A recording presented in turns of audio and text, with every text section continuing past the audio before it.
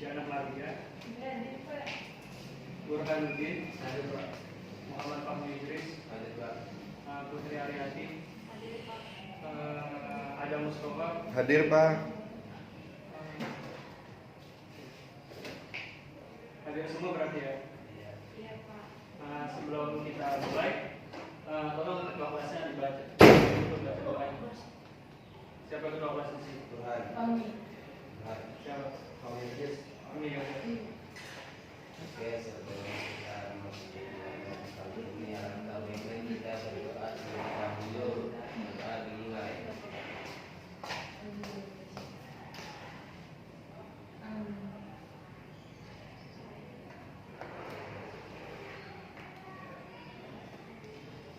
Doa selesai. Sebelum Bapak masuk ke materi pada hari ini, Bapak pengen mereview dulu pembelajaran sebelumnya, yaitu tentang perkembangan peradaban Bani Umayyah. Salah satunya itu ada ilmu pengetahuan. Coba ada yang masih ingat nggak ilmu pengetahuan apa yang berkembang pada peradaban Bani Umayyah? Saya Pak. Ya, silakan. Ilmu pengetahuan tafsir, ilmu pengetahuan seni dan budaya, ilmu pengetahuan hadis, dan ilmu pengetahuan seni Pak.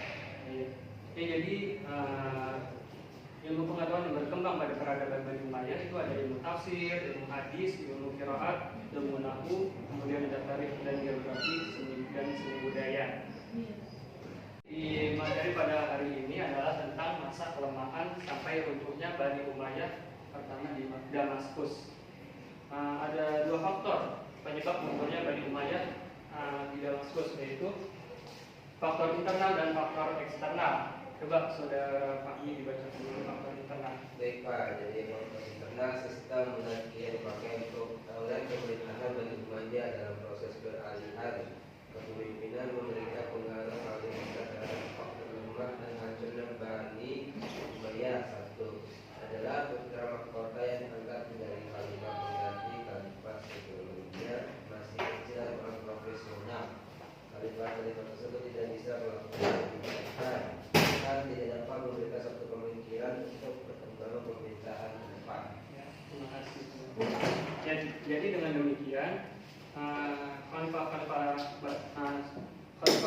tersebut seperti boneka yang dipermainkan kapan dan di mana saja, sehingga yang mengendalikan pemerintahan adalah para pembesar istana seperti perdana menteri, pengawal istana dan pengawal khalifah. Nah, selanjutnya ada faktor eksternal yang akan dibacakan oleh saudara Burhan. Munculnya kekuatan Bani Abbasiyah ditandai oleh ahli sejarah sebagai persaingan politik terhadap Bani Umayyah satu yang pada saat itu telah menurun hampir di semua wilayah kekuasaan. Serang menyerang antara Bani Umayyah satu dengan kekuatan baru Abbasiyah menambah parah dan mempercepat faktor lemah Bani Umayyah satu. Perkembangan kekuasaan lain di luar Abbasiyah seperti kerajaan Nasrani di Eropa dan kekuasaan Persia serta Bizantium di wilayah timur menjadi kekuatan di luar Abbasiyah yang menentang kekuasaan Umayyah. Ya, jadi dengan demikian dapat diambil kesimpulan bahwa faktor eksternal penyebab hancurnya Bani Umayyah satu adalah munculnya kekuatan Abbasiyah, Persia dan kerajaan-kerajaan Nasrani. Munculnya kekuatan-kekuatan baru tersebut sekaligus menjadi penantang bagi kekuasaan Bani Umayyah. Selanjutnya ada kelebihan dan kekurangan dari Bani Umayyah. Karena yang membangun dan membesarkan kerajaan Bani Umayyah adalah manusia biasa, yaitu Muawiyah bin Abu Sufyan, maka sudah barang tentu ada faktor kelebihan dan kekurangannya. Coba saudara Adam dibacakan faktor kekurangan dan kelebihannya. Ya, faktor kekurangannya adalah yang pertama itu memakai sistem peralihan kekuasaan monarki. Nah, yang kedua itu banyak wilayah baru yang ditaklukkan tetapi tidak dibina secara intensif. Nah, yang ketiga itu banyak kasus penyelewengan dalam istana yang tidak dengan tegas oleh pemerintah. Nah, yang terakhir itu pengangkatan dua putra mahkota dalam satu pemerintahan. Udah Pak. Iya. Jadi mengenai faktor yang pertama, memakai sistem peralihan kekuasaan monarki yang menyebabkan putra mahkota yang masih kecil dan tidak profesional menjadi khalifah. Dan juga mengenai yang ketiga, banyak kasus penyelewengan dalam istana yang tidak ditindak dengan tegas oleh pemerintah. Contohnya itu seperti kasus korupsi, kasus nepotisme. Kemudian ada pengangkatan dua putra mahkota dalam satu pemerintahan yang terjadi pada Khalifah ke-12 yaitu Yazid bin Walid, dan yang ke-13 ada Sulaiman bin Walid oleh masyarakat. Hal tersebut menunjukkan ketidaktegasan dari pemerintah Bani Umayyah. Kemudian bacakan kembali faktor kelebihan dari Bani Umayyah. Nah, faktor kelebihannya yang pertama itu sikap berani dan tegas. Sebentar. Yang pertama itu faktor kelebihannya dari Bani Umayyah itu sikap berani dan tegas. Contohnya dalam kekhalifahan Bani Umayyah seperti Muawiyah, Marwan, Abdul Malik, dan Walid bin Abdul Malik. Ya, lanjut. Nah, yang kedua itu sikap adil, jujur, dan religius. Ya. Kemudian faktor kedua dari kelebihan dari Bani Umayyah adalah sikap adil, jujur, dan religius yang diterapkan oleh Khalifah Umar bin Abdul Aziz. Lanjut. Nah, yang ketiga itu pola pengembangan budaya dengan pendekatan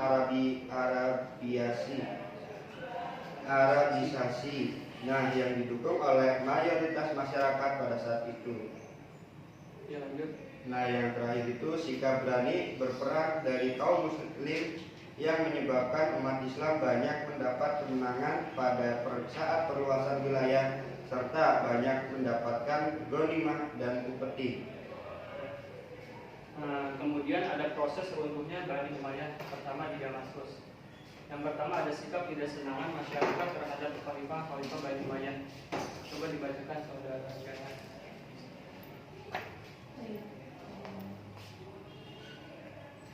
Proses runtuhnya Bani Umayyah di Damaskus. Yang pertama satu adalah sikap tidak senangnya masyarakat terhadap khalifah Bani Umayyah.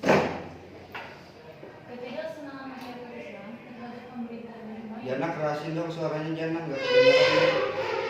Coba dikerasin. Kurang.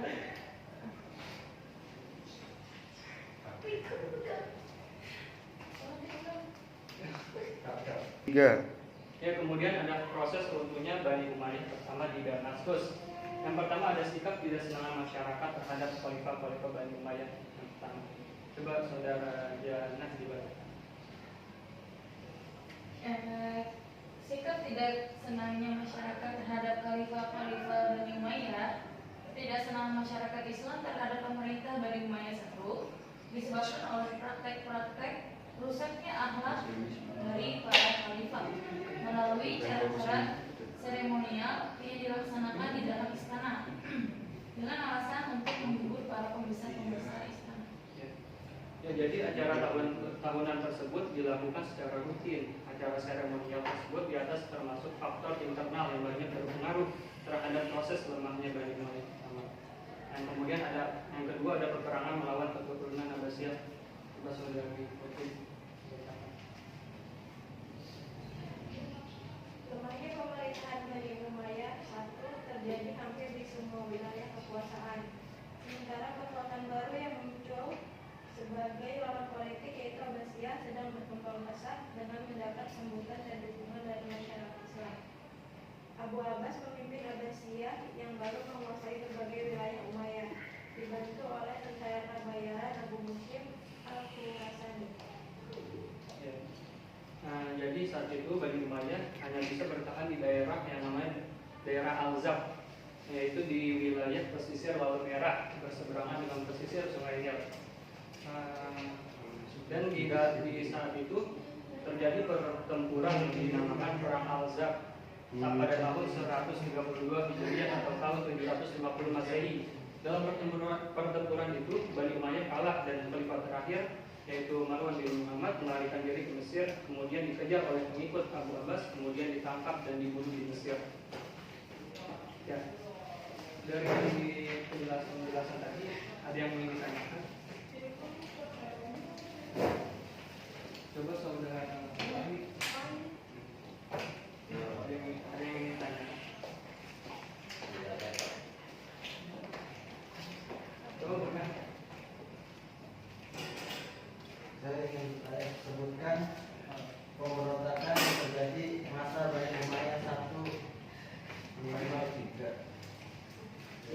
pemberontakan yang terjadi pada masa Bani Umayyah itu ada pemberontakan kelompok Syiah, kelompok Khawarij, dan kelompok Alawiyyin.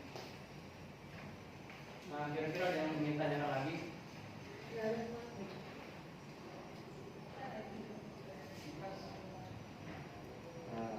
Saya nanya Pak, Teori. sebutkan peninggalan yang ditinggalkan oleh Umayyah. Peninggalan. Ya. Jadi peninggalan yang ditinggalkan Bani Umayyah itu ada Masjid Agung Damaskus di Syria, kemudian ada Masjid Agung di Kufa yang berada di Irak, kemudian ada Masjid Agung Cordoba yang ada di Spanyol, kemudian ada Kubah dan Sekarang. Ya. Mungkin pertanyaannya saya tutup ya. Nah, jadi kesimpulan yang bisa kita ambil dari pertemuan kali ini yaitu lemahnya pemerintahan Bani Umayyah juga disebabkan oleh sikap hidup mewah di lingkungan istana, sehingga anak-anak khalifah tidak sanggup memikul beban berat kenegaraan tatkala mereka mewarisi kekuasaan. Di samping itu, golongan agama banyak yang kecewa karena perhatian penguasa terhadap perkembangan agama sangat kurang. Kemudian kesimpulan kedua, penyebab langsung jatuhnya Bani Umayyah adalah munculnya kekuatan baru yang dipelopori Abu Abbas. Kedua ini mendukung dukungan penuh dari Bani Hashim dan golongan Syiah dan kaum Mawali yang merasa di kelas 2 kan oleh pemerintah Bani Umayyah. 3. Ya, jadi pada hari ini nih Bapak menggunakan strategi bacaan yang namanya strategi bacaan aktif, di mana teknik ini digunakan untuk membaca sebuah teks secara aktif. Jadi intinya teknik ini membuat kamu membaca secara aktif agar dapat memahami sebuah teks dan informasi yang ada di dalamnya. Sebelum Bapak akhiri, coba dibuka dulu LKS-nya pada halaman 20. Nah, itu untuk pekerjaan rumah ya. Oke. Sebelum berakhir, saudara Fahmi, untuk kelas dulu. Oke, sudah kali ini ya. Marilah kita berdoa terlebih dahulu ya.